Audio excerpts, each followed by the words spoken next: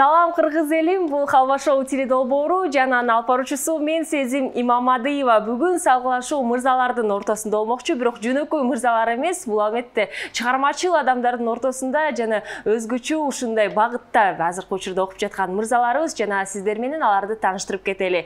Бүгүнкү биздин Халва шоу теледолбоордун алкагында Бүбүсара Бишеналиева атындагы Кыргыз мамлекеттик маданият жана искусство университетинин хор жана оркестр дирижерлугу кафедрасынын студенттери келип отурушат. Кол чабуулар коштоп коелу, сиздер бири-бириңиздерди колдоп, албетте.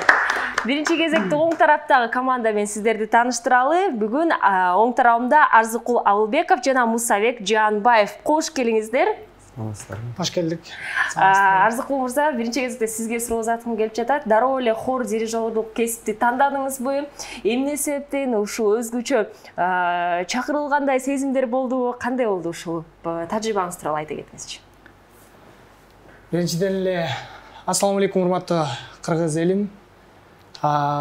Мен бул кесипти тандап келген себеби бала кезден эле ошол кыялым болчу, негизи музыкант болуп ошол эл адамы болуш менин кыялым болчу. Анын учурда Бүбүсара Бишеналиева атындагы маданият жана искусство университетинин 3-чү курсунда окуп жатам. Бул жакка менде чакыруу деле болду, өзүмдүн каалоом менен деле келип калдым. Учурда ошол баары сонун окуп жатабыз. Эң сонун, жакшы жооп. Мусабек мырза, сиз болсо албетте дирижерлуктан эмес, оркестр багытында окуйт экенсиз. Айта кетиңизчи, сиздин оюңуз боюнча ушул улуттук оркестрдин менталитетинин өзгөчөлүктөрү барбы жана эмнеде? Оркестрдин өзгөчөлүктөрү, оркестрди негизи эле ар кайсы инструменттердин коштоосунда бир чыгарманы иштеп чыгууда. Мен дагы азыркы учурда оркестрда 3-чү курста окуйм, Бүбүсара Бишеналиева атындагы искусство университетинде. Чындыгында туура айтып кеттиңиз, ошо бирде ойноо деп, командалык ойноо болуп саналат жана командада иштөө канча окор, өзүңүз ошол оюңуз боюнча соло багытында ойноп кетүү учурлар болду беле? Андай да учурлар болот, бирок көбүнчө эле биргеликте ойнойбуз да, бир чыгарманы иштеп чыкканда. Бир чыгармага канча убакыт кетет? Бир чыгармага 1 күн, 2 күндө чыгарса болот. Анан 1 күндө чыгарып, анан толук эметиш керек, иштеш керек болот да үстүнөн. Жооңуздарга рахмат. Жана бүгүн Арзыкул, Мусабек мырзаларыбыздын командасы кандай аталат? Биздики оркестр командасы. Оркестр тууралуу биз учурда сүйлөштүк, жана командадагы оркестр аталмакчы, жана бул команда менен учурда таанышып кеттик. Тең тайлашуучулар менен таанышалы. Сол тарабында бүгүн Арген Адамкариев жана Баяман Сонунбеков келип отурушат. Кош келиңиздер. Саламатсыздарбы? Саламатсыздарбы?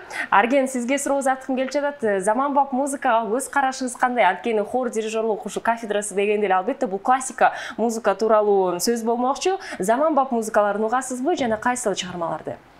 Тагы жолу ассаламу алейкум, урматтуу Халва шоу теле көрөрмандары. Азыркы заманбап музыкаларга десек, биз көбүнчө окуудан ошо өзүңүз айтып кеткендей классика, народный чыгармаларды ошол багытта окуп жатканыбызга байланыштуу көп деле мындай заманбап музыкаларды укпайм. Өзүм жакшы көргөн ырчылар бар, ошолордун. Алар кимдер сыры болбосо? Кыргыздын мындай бир бурчун бир жака чоюп жүргөн ырчылар десем болот. Аксай Мукамбет уулу, жакынкы коңшу өлкөдөгү ырчылар Жеңишбек Биязов, анан мурунку оперниктер ошолорду угабыз көбүнчө. Анан өзүбүздө дагы балдар ырдап калат, ошо ырларды ырдап калабыз. Зарлык Камбарариев агабыздын ырларын, Бекжан Темирхан агабыздын ошолордукунда угат экенбиз. Арген мырза, классика жаатындачы белгилүү ушул чет өлкөлүк дагы, Кыргызстанды дагы ушу классикалык чыгармаларды, композицияларды кайсыларын сунуштайсыз укканга? Укканга ар кимдин табити ар башка болот экен. Мисалы, ошол Аксай деп эле, Аксай Мукамбет уулун көп айта берем. Ошону баары урушса деп. Булактарга өзгөчө себебиңиз бар окшойт деп ойлоп жатам. Эртең келип турбайбы? Чоң рахмат жолуңузга. Байман мырза, сизге да суроом бар албетте. Айта кетиңизчи, ушул көп учурларда байкасак дирижерлор эң негизги ошол жакта мүчөлөрдүн, команданын мүчөлөрүнүн бири болуп саналат. Жана өзгөчө ушул образга кирүү дагы мындайча айтканда биз сезимдерди байкай алабыз. Жана айта кетиңизчи, ушул образга кирүү импровизация катары болобу же өзгөчө ушундай даярдык менен жазылган сезимдерби? Жок, бул эч качан мындай жасалмалыкка кирбейт. Биринчиден жасалмалыкка кирбейт. Музыкага кызыккан киши жасабайт да. Еще үн дагы, вокалдан дагы мындай жасабаш керек да, бирөөгө окшоштуруп, мындай ичинде эмне жатат, өзүнүн краскасын издеш керек, өзүнүн эмесин издеш керек. Дирижерлукка токтоло кетсек, ал деген музыкага эргип кеткен ошондой эмелер болот. Элди башкаруу деген бир өзүнчө бир мындай өзүнчө жоопкерчилик да. Анан ошону дагы көтөрүлүш керек, анан ошонун да өзүнүн жоопкерчилиги бар. Эргип кеткен аябай мындай өзүнүн кесибин сүйгөн кишинин иши деп айта алам да. Эң сонун жоопторуңуздарга рахмат. Баяман, Арген мырзаларыбыз, бүгүн сиздердин командаңыздардын аты кандай болот? Мен айтып кеткендей, булар оркестр болду, биз эми хор болобуз го. Хор, оркестр хор кылалы. Кызыктуу, бүгүнкү биздин Халва шоу теледолбоорунун алкагында хор жана оркестрдин ортосунда таймаш болмокчу. Мырзаларыбыз даярдыгын көргөзүп жатат. Биз болсо бардыгыңыздарга сергек сезимдерин кааламакчыбыз. Анткени бүгүнкү биздин теледолбоорунун алкагында жеңишке умтулуунун эң негизги жолдордун бири бул сергек сезимдерин, ал сезимдерин биздин Nitro Fresh суусундугунан ала аласыздар. Бүгүнкү биздин Халва шоу теледолбоорунун алкагында бүгүн 3 жаңы жаркын даамдарды даамдап көрмөкчүбүз. Булар апельсин, классика, манго жана кылпунай. Ар бир уртамда витаминдердин комплекстери бар жана суусундук энергетикалык суусундук болуп саналбайт. Биз болсо уртап туруп эфирибизди баштамакчыбыз. Суусундук андырганга убакыт келди. Nitro Fresh'тин жемишке каныккан даамы шыктандыруу жана жаңы сезимдерди тартуулоо үчүн жаратылган. Мөмө жемиштин сергитүүчү күчүнсүз. Ширелүү мөмө жемиштердин укмуштуу даймикси. Nitro Fresh. Тавит менен серги.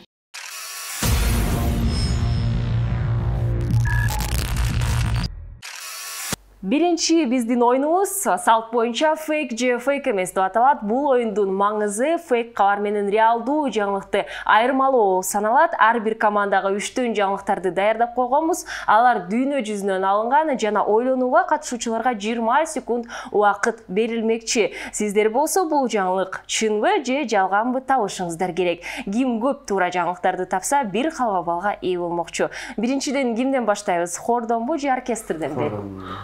Хордон баштайды деп жатышат. Бизден баштайлы. Даярбыз, мырзаларыбыз. Эмесе хор командасы сиздер үчүн биринчи жаңылык. Таиландда аял алтын баканы кармап алган. Бул чынбы же жалганбы? Үчөн бирдей жооп беребизби же? Сиздер бул чын жок, экөөңүздөр бир команда катары. Жалган го, алтын баканы кармап алган. Алтын бака. Бака. Баканы. Кандай деп ойлойсуздар? Фейк, конечно. Фейк деп ойлоп жатасыздар. Ойлонуу убакыт бар да. Алтын бака. Сары түстөгү бака. Сары түстөгү. Же чындап эле алтын бакабы? Мен билбейм, бул чындап эле. Алтын бака. Сары бака кармап болушу мүмкүн. Алтын бака болчу. Жок. Фейк деп ойлоп жатасыздар. Жоопту кабыл аламын. Жоопту чогуу угуп коелу. Күйөөсү менен бирге сатуу үчүн бака кармаганы барган Винчтой Рамвонг анын олжосу алда канча кызыктуу болот деп күткөн эмес. Район провинциясында, бул Таиландда жайгашкан, тургундары 4-5 килограмм жерде сууда жашоочуларды кармашкан.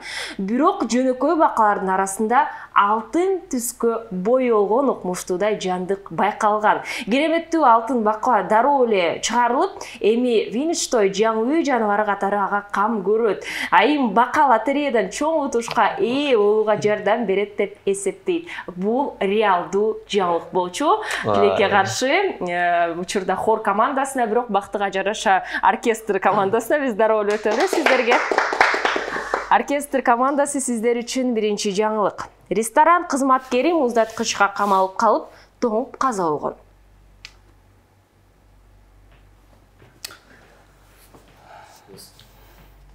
Мүмкүн ал. Мүмкүн.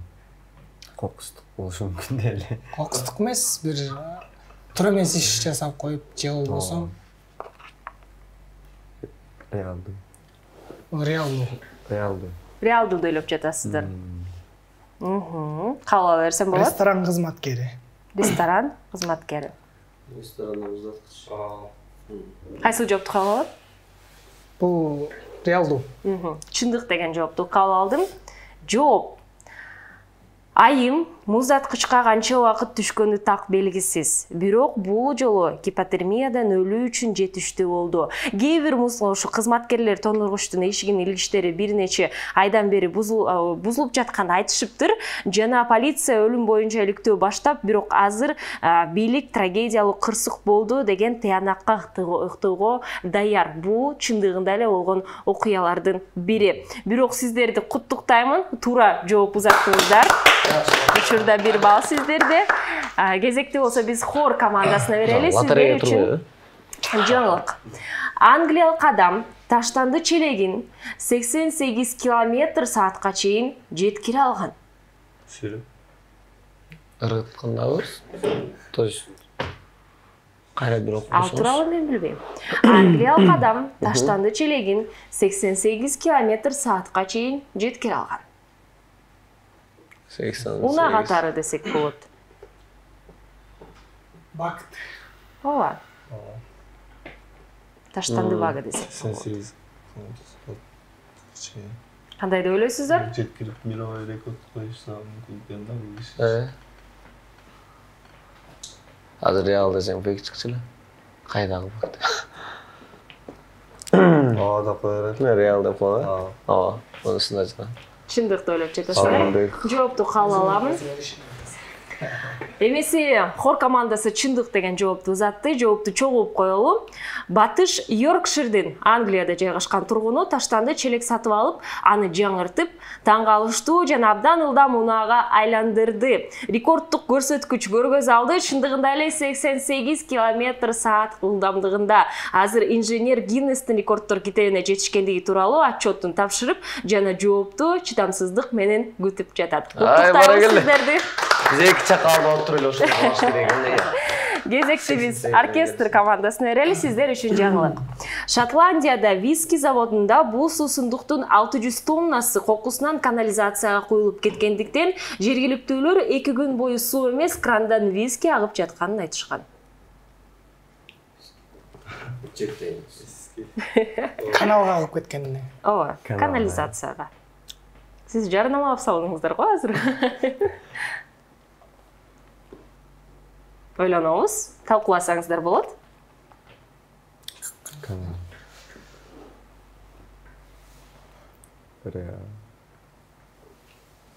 Кайсы жоопту кабыл алайын? Кайсы? Реалдуудай эле болот. Реалдуудай эле болот. Реалдуудай болот, бирок ал бутылкада. Бирок туура жооп. Кайсы жоопту кабыл алайын? Туура жооп. Реалдуу ойлоп жатасыздар, чогуу жоопту кабыл. Окуя чындап эле Шотландиядагы виски заводдорунун биринде болгон. Ташуучулар таштандынын ордуна бир нече челек вискини канализацияга куюп салышкан. Бирок жергиликтүү тургундардын кранынан суу аккан. Анткени бул фейк кабар болчу. Тилекке каршы жаңылыкты толугу менен жакшылап укканга аракеттесиңиздер. Кезекте болсо биз хор командасына беребиз. Сиздер үчүн акыркы жаңылык. Кылмышкер өзүнө салат жасоо үчүн түн ортосунда ресторанга кирген. Салат. Салат. Жөнөкөй эле салат. Кылмышкер салат жасоо үчүн. Салат. Салат. Салат оливье дейбиз. Эме болду эми бизде экөө тең эме болду, реал болду, фейк болуш керек.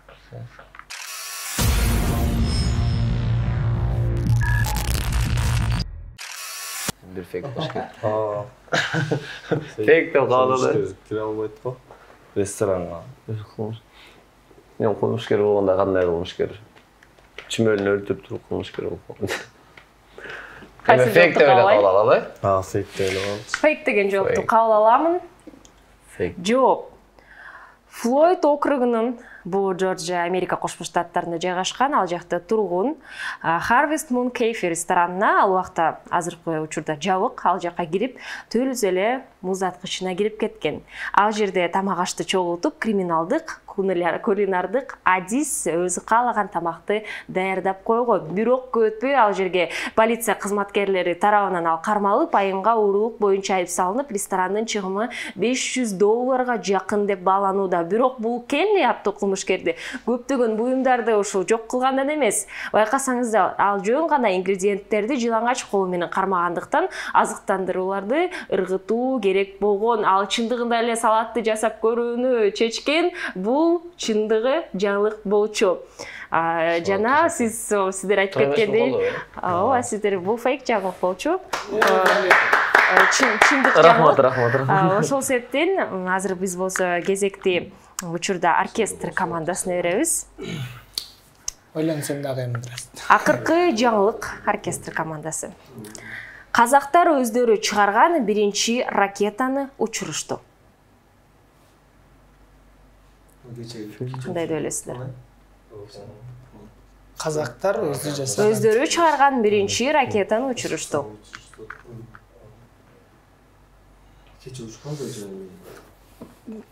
Казакстандан негизи кайсы жерде учат эле?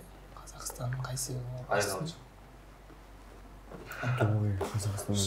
Казакстандан негизи Казакстандан ракета учат. Кайсы бир областында. А өздөрү ракета жасаган бул болушу мүмкүн. Ошол. Кайсы жооп? Реалдуу.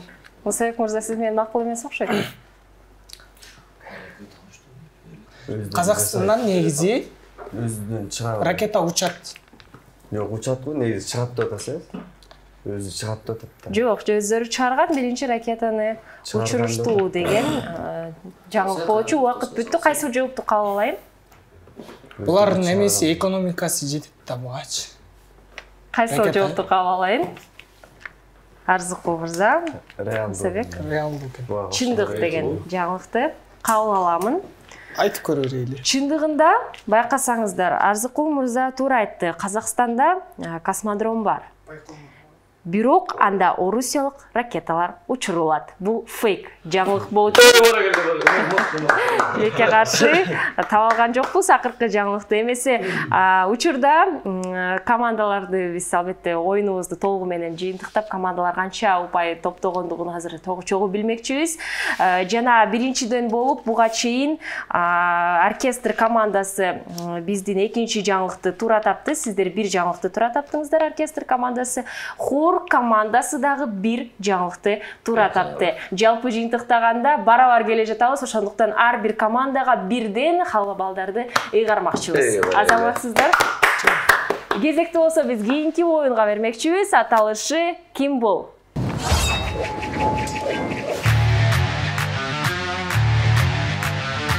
Ким бул оюну? Бул оюнга командада эки кишиден катышмакчы, бирөө табат, бирөө түшүндүрүп берет. Бул оюнда алардын бири командада үйдө отурат эмиш, экинчиси кандайдыр бир кесипке ээ болуп, же белгилүү инсан катары, же мультфильм, же тасмалардын каармандары катары анын үйүнө келмекчи. Ал сөздөр биздин экранда пайда болот жана аларды атабастан командалашына түшүндүрүү керек. Ар бир командага 1,5 мүнөт убакыт берилмекчи. Ким көп туура тапкан сөздөрдү бир халва балга ээ болот. Сиздер байкагандай эле бул оюнду биринчиден болуп оркестр командасы ачып бермекчи. Эмесе оркестр командасында 1,5 мүнөт убакыт бар, убакыт кетти. Мусабек мырза, ким бул деп сурап коңуз. Ким бул? Түшүндүрөбүз, убакыт кетип жатат. Жок, сиз сөз менен түшүндүрүп беришиңиз керек. Атабастан. Бул кишини мен ким эле? Тааныбасаңыз кийинки сөзгө өтүп болот, убакыт өтүп жатат. Мусабек мырза, ким бул деп сурап коңуз. Ким бул? Кийинкиси. Ким бул? Сөз менен түшүндүрүп бересиз, кыймыл менен эмес. Жакындаштырып айта бер. Убакыт кетип жатат. Китеп жазат. Алкоолсун. Жок. Китеп жазат. Ойчул. Акылман. Бул кесип экендигинди айтып койсоңуз болот. Бул кесип. Кесип. Мугалим? Ойчул. Акылман. Кааласаңыз кийинки сөзгө өтсөк болот. Жакын. Кийинкиси. Жок. Кайрадан кийинкисин кайтарып койсоңуздар. Кийинкисин. Вакыт өтүп жатат. Башка галактиканан келгендер. Вакыт бүттү. Сиз атап койдуңуз өзүңүз эле кыргызча сөзүн. Тилекке каршы эмне болуп кетти? Айта кетиңизчи Арзыкулов мырза. Биринчи баштап Даярдык болбой калдыбы. Эмесе бир нече оюндарыбыз алдыда бар, бирок ага чейин келиңиздер кезекти биз хор командасына берели.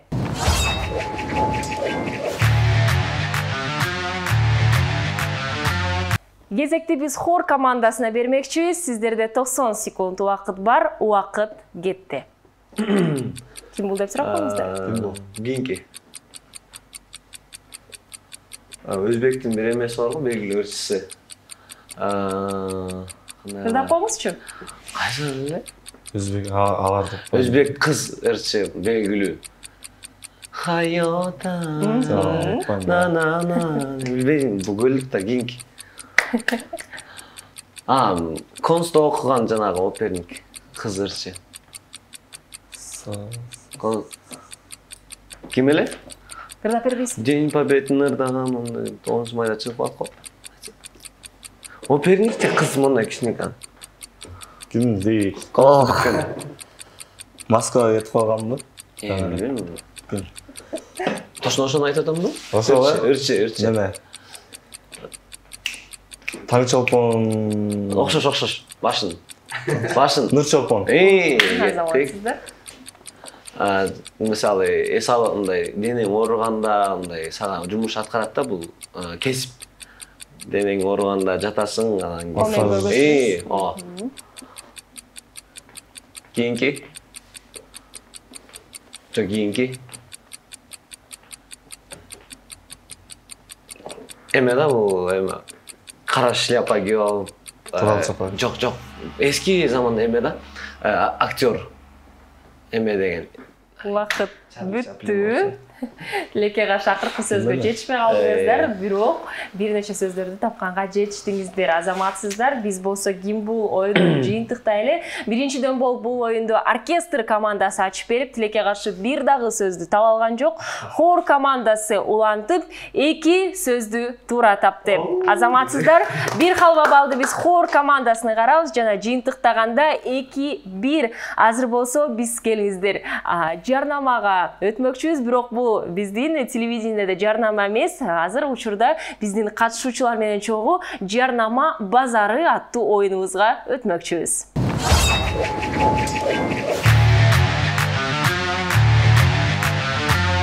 Эмесе жарнама базарын биринчи кезекте сиздерге түшүндүрүп кетели. Ар бир командага биз ушундай өзгөчө буюмдарды каптып койгонбуз жана командага бирден буюмдарды азыр таратмакчымын. Сиздер болсо, урматтуу катышуучулар, бул буюмдарга өзгөчө ушундай жарнамалык ролик жаратышыңыздар керек. Бири-бириңиздер менен командалаш катары ушундай ролик түзүшүңүздөр керек. Биз болсо сиздерге бир нече убакыт бермекчибиз. 2-3 мүнөт убакыт берилет. Жана биздин кадр аркасында чыгармачыл топ кимдин жарнамасы кызыктуу болордугун албетте алар чечишет жана ошол команда бир халва балга ээ болмокчу. Оркестр командасына биз ушундай жөнөкөй эле степлерди беребиз. Ушундай жөнөкөй буюмдуу, креативдүү, кызыктуу жарнамаланга аракеттениңиздер. Скотчту болсо хор командасына. Эмесе бир нече убакыттардан кийин биз жарнама базарын баштайбыз.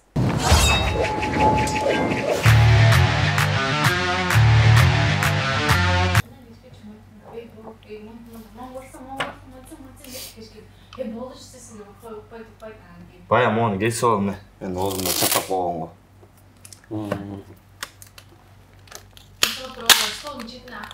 Караша.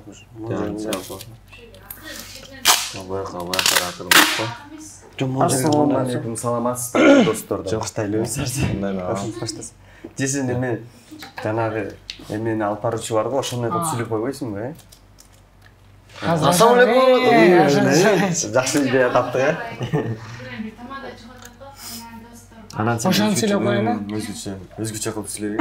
Маяка жакшынап жазып туруп, ошону кылып сүйлөйсүң да. Ойлонот. Ушул турат болот, но Айтып.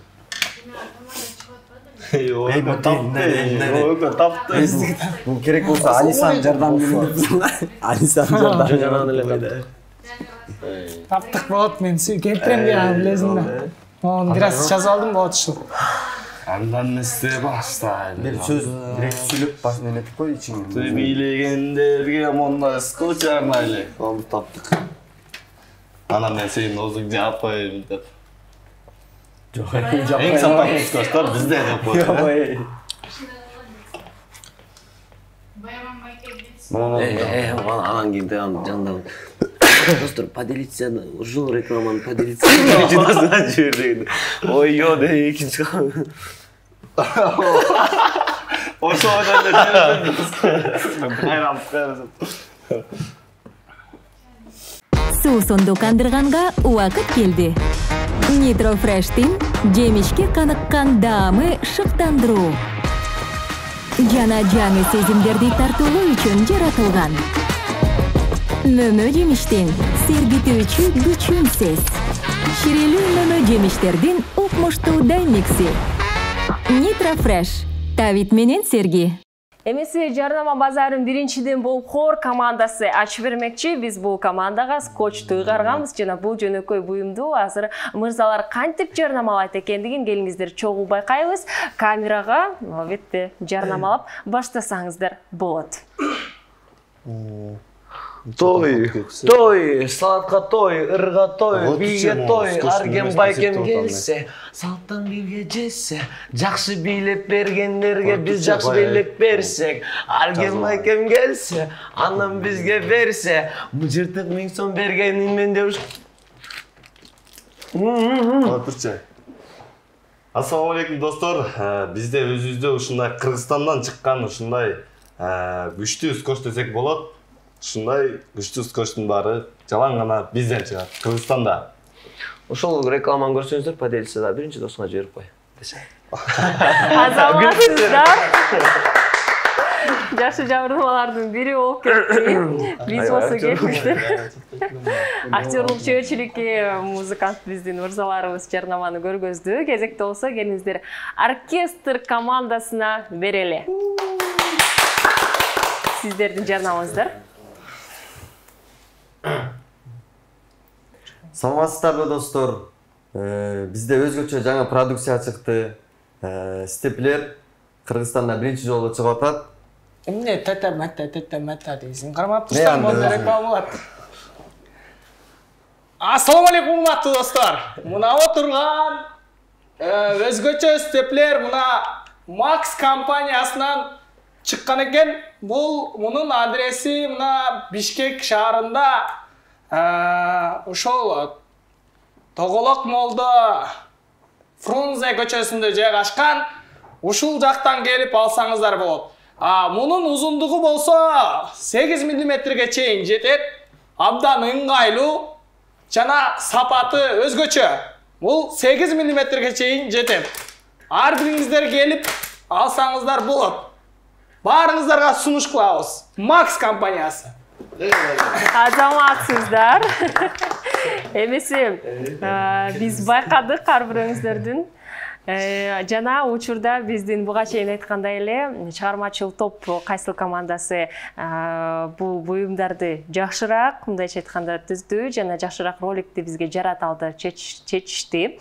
Жана учурда жарнама базары оюнунун алкагында 1 хаба балды Хор командасына ыйгарылат. Азаматсыздар. чогуу ушундай роликти байкап алдык учурда. Жана биз болсо эч азыр тынбай туруп келиңиздер. Жаныбарлар менен байланыштуу оюнга өтмөкчүбүз. Аталышы жаныбарларды тап. Жаныбарларды тап деп аталат биздин оюнубуз. Бул оюнда командалар үндөрдүн дабыштары кайсыл жаныбарга таандык экендигин табышы керек. Бирок биринчиден болуп алар баскычты басышы керек. Ар бир команданын өз баскычы бар. Сиздер байкагандай эле оркестр командасынын колунда ушундай сүйкүмдүү биздин доңузубуз үнүн чыгарып коюңуздарчы. Сол тарабында хор командасында ксилофон. Бирок баскычты басып жатканда толугу менен басканга аракеттениңиздер, мени угуш үчүн. Эмесе дал командалар биринчи баскычты басып туруп, жаныбарлар кайсыл жаныбар экендигин табышы керек. Ирети боюнча биз 5 жаныбардын үнүн угабыз жана сиздерге оор болуп жатса мен ар кандай кызыктуу маалыматтар менен бөлүшөмүн. Маалыматтарды айтып жаткан учурда дагы катышуучулар баскычты басып туруп таба алышат. Даярбызбы? Даярбыз. Эмесе келиңиздер, ирети боюнча биринчи жаныбарга биз кезекти берели.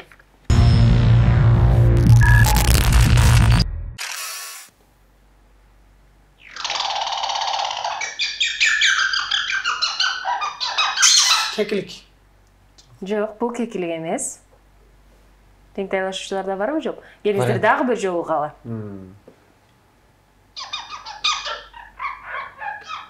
Küçük. Күчүк эмес. Мен ой турбачы. Акыркы жолу угуп коелу. Биз жооп бере алалы. Жок. Жооп жок азырча мен сиздерге. Биз жооп бере Улардын Чыгып болсо аны көчкөн сыяктуу кара чыгыч. Жок, жооп улардын эмес. Жок, жооптур эмес, сиздерге жардам берейин. Кемирүүчүлөр түркүмүндөгү сүт эмүүчүлөрдүн бир уруусу. Кемирүүчүлөргө кирет жана биз көпчүлүк учурларда сейилдеп жатканда, сейил бактарга барганда Бел тыйынчы чыккан. азаматсыздар, албетте тыйынчы чыккан. Мен жөн гана сейил бактарды атагандан кийин мырзалар тыйынчы чыккан экендигин байкадык. Биздин алдыдан аны көрө алабыз. Сүйкүмдүү жаныбар. Кезекти болсо биз экинчи жаныбарга берели. Жакшылап укканга аракет этиңиздер.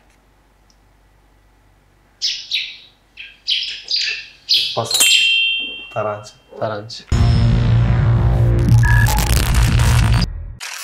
Азаматсыздар, таранчы албетте. Сулук бар да, сулук. Таранчыны биз байкай алабыз. Кезекти болсо биз үчүнчү жаныбарга берели. Шуну тапса утабыз.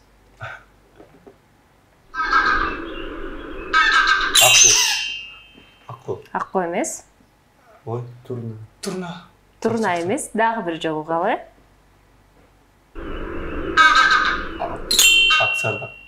Акчардак эмес. Кас албетте. Азаматсыздар.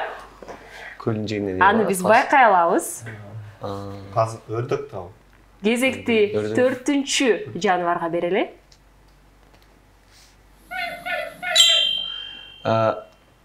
Эмне? Силер эмне басып алып турган ойлосуңарбы? Билди. Атын таппай атат да. Атын тап туруп коюң, анан Билсе. Таппай атат. 5 секунд. Кайрадан коюлчу. Кайра окуп алмайлы. Кайрадан угалы.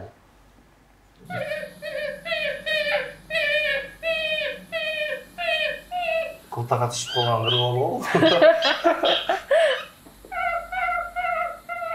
Жок, мен жардам берейин сиздерге. Алар алдыңкы буттары менен ар кандай нерселерди кармай алышат. Учурда кээ бир адамдар жада калса үй жаныбары катары дагы бакканга аракеттенишет. Телги. Жок. Лейлек. Лейлек дагы эмес. Бул жаныбар аябай бат чуркайт, колдору менен аябай көп нерселерди кармап алып, үйдө ушундай үйдү оодарат десек дагы болот. Бирок карабастан көпчүлүк адамдар көпчүлүк учурларда Европа, Америка жаатында үй жаныбар катары бакканга аракет түзүшөт. Бирок көп учурларда токойлор да алар жайгашышат. Чуңкурларда жашаганды жакшы көрүшөт. Өздөрү аларды казганды билишет жана каш кулактардын турак жайларын басып алышат. Жазкалардын жаракаларында жана бактарактардын көңдөйлөрүндө жайгашышат. Кайсыл эмелер жаныбарлардын катарына кирет? Ушу куштарбы? Жок. Süt emүүчүлөр. Сүт эмүүчүлөргө кирет. Мындайча айтканда кемирүүчүлөргө кирет десек болот. Кемирүүчүлөргө. Жанагы ондай тышканга окшош куйругу. Мен аябай эле жакшы жардам берейин азыр мырзаларга. Бул жаныбардын аталышы 4 тамгадан турат. 4 тамгадан турат. Биринчи тамгасы Е тамгасы. Енот. Азаматсыздар, биринчи тапканга жетиңиздер. Бул енот, аны биз байкай алабыз. Анда аябай секундду көрүнүүдө. Эмесе биз кезекти азыр акыркы 5-чи жаныбарга бермекчибиз.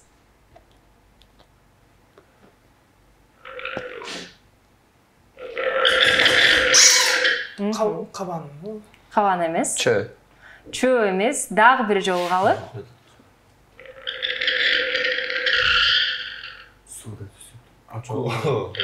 Баскычты басып туруп анан атайбыз. Дельфин. Дельфин эмес, барбы теңтайлашуучуларда? Эме түлкү. Түлкү эмес, мен жардам берейин. Төөлөр тукумундагы ача туяктуулардын түрү кадимки төөдөн кичине жана өркөчү жок. Бийиктиги 140 сантиметр, салмагы 80-110 килограммга чейин жетиши мүмкүн. Жүнү ичке, узун, Түштүк Американын бөксө тоолорунда таралган. Бугу эмес. Эки түрү бар, балким ушу түрлөрүн менен таба аласыздар. Гуанака жана викуния деп атап коюшат. Экөө тең бакмалаштырылган. Жүнүнөн ар кандай ушундай калың кездемелер токулат. Көп учурларда ошо кийим-кечелер токулмакчы. Таба алдыкпы? Өңү ак, көпчүлүк учурларда акты кездешсек болот. Күрөң кызгылтым жана каралардагы туш болушу мүмкүн. Лама дечи, эмне дечи? Жок. Азаматсыздар, лама хор командасы кургатты 5-чи жаныбарды. Аны биз сыналган көрөбүз. Лама которулбайт. Лама деген которулбайт, да? Лама которулбайт. Баракелде. Жаныбарларды тап оюнун жыйынтыктайлы учурда 2 жаныбарды оркестр командасы тапканга жетишти. 3 жаныбарды болсо хор командасы туура тапты. 1 халва балды биз хор командасына карабыз. Жалпы жыйынтыктаганда 4-1. Биз болсо учурда крокодил оюнуна кезекти бермекчибиз. Суу сонду кандырганга убакыт келди. Nitro Fresh'тин жемишке каныккан даамы шыктандыруу. Жана жаңы сезимдерди тартуулоо үчүн жаратылган. Мөмө жемиштин сергитүүчү күчүнсүз. Ширелүү мөмө жемиштердин укмуштуу даймикси. Nitro Fresh. Тавит менен серги.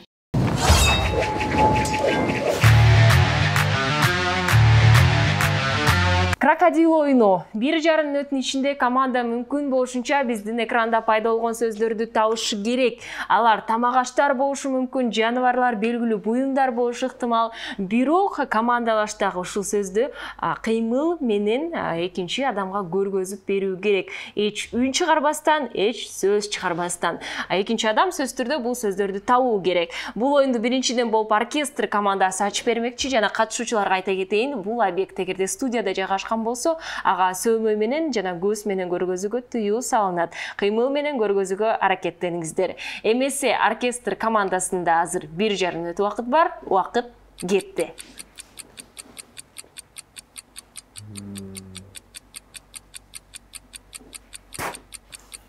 Акча.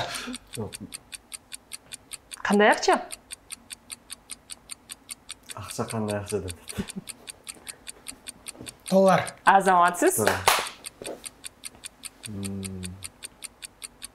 Акку. Ушул. Несі? Несі? Сөз чыгарбайбыз. Канат. Тура. Үн чыгарбайбыз. Жыпаржыт.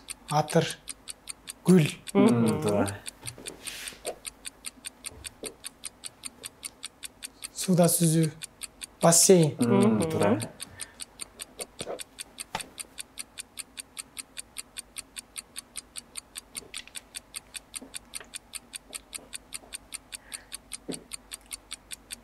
Ракета. Учуу. Лифт. Азаматсыз. Keyingisi.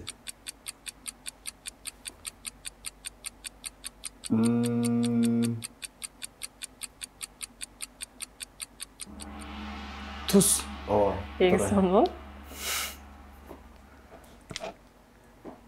Айда. Самокат. Вакыт бүттү, жетишпей калдык. Жана сиз дагы айдап кетейин деп айтайын деп калдыңыз. Ошол себептен үн чыгардыңыз. Акыркы сөзгө жетишкен жокпуз. Жада калса жардам бериңиз. Ошондуктан акыркы сөздү мен кабыл албаймын. Эмесе биз кезекти болсо дароо эле хор командасына бермекчибиз.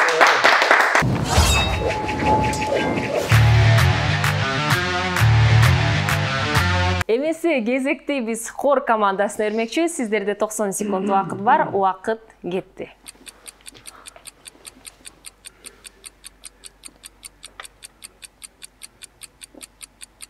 Su, çay, kofe.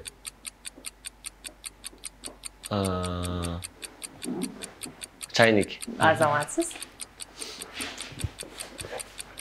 Arkan.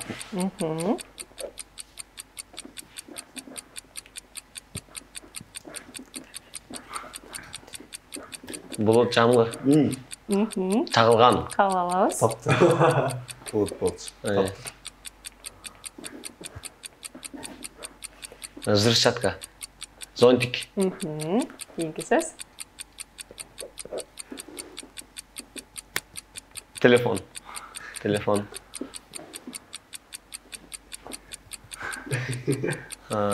Деньги. Keyinki. Keyinki.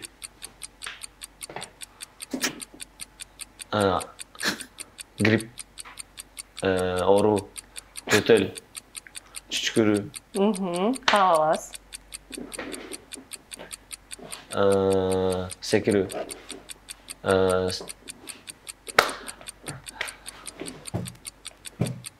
Из, кол, бут,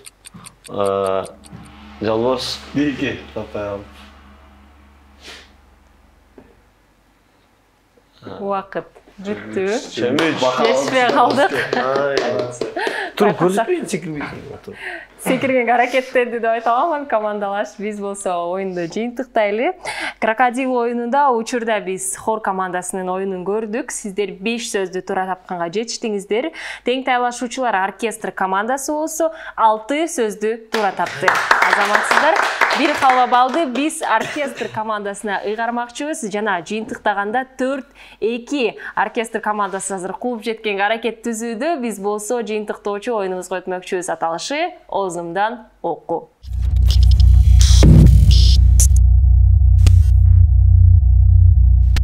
Катышуучулардын бири наушник тагынып, эч нерсе укпастан, экинчиси артикуляциянын жардамы менен кайсыл сөздү айтып жаткандыгын табышы керек. Ал сөздөр биздин сыналгыдан чыкмакчы жана ар кандай белгилүү ушундай сөздөр болушу ыктымал. Эң негизгиси катышуучуларга айта кетейин, бул артикуляцияга топ келишкен сөздөр.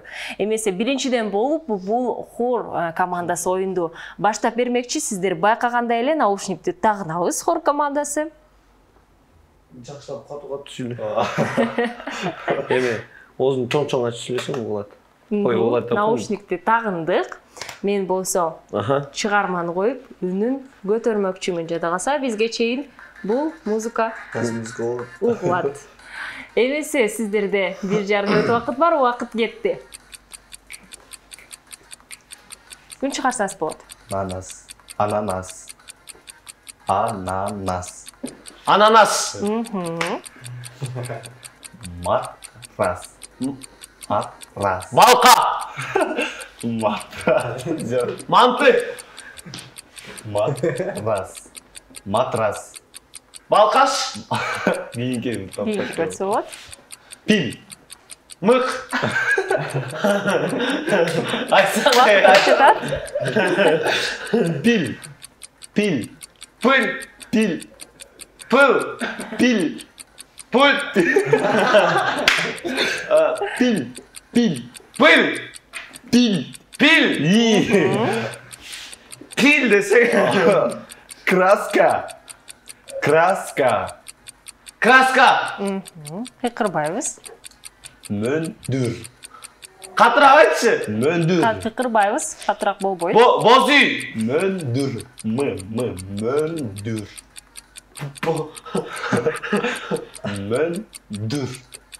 Мөндүр.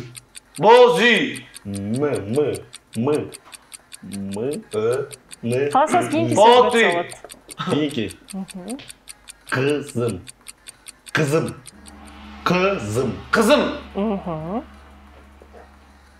Убакыт бүттү. Нитро. Азаматсыз да.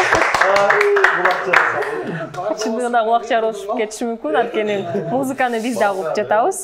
Дал ушундай жагымдуу нотада келиңиздер. Азыр кезекти оркестр командасына берели.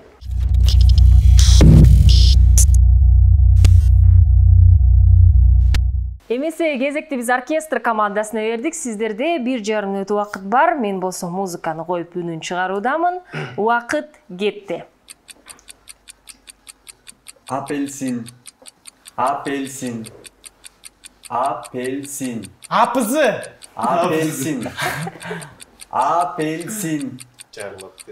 Арбуз. Апельсин. Кекси. Экзотика. Эриндерин кыймылдасаң кичине. Аскер. Асел. Артык.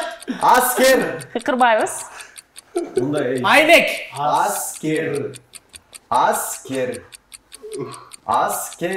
Арсен. Кекси. Эт. Тил. Каш. Кашык. Аш. Кат.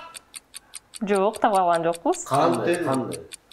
Акула. Деди. Акула. Тыйын. Тиш.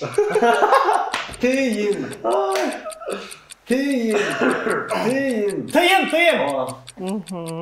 Мектеп.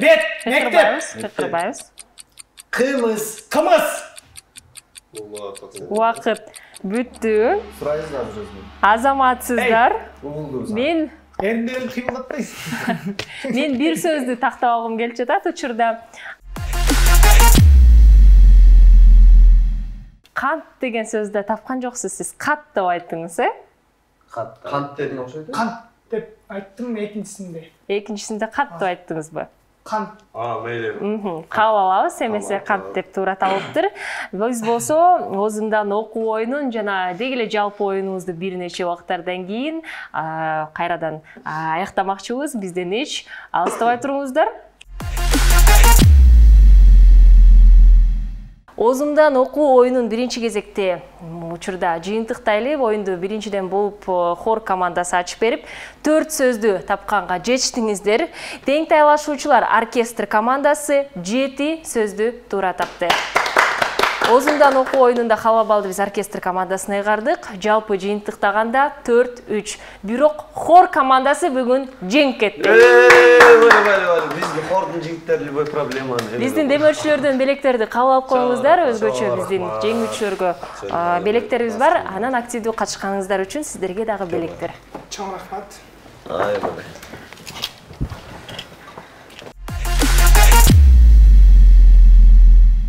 Эмесе бүгүнкү биздин катышуучулар менен телекөрүүчүлөрдү дагы бир жолу тааныштырып кетели. Бүгүн оркестр командасында Арзыкул Адылбеков жана Мусабек Жанбаев келип кетишти.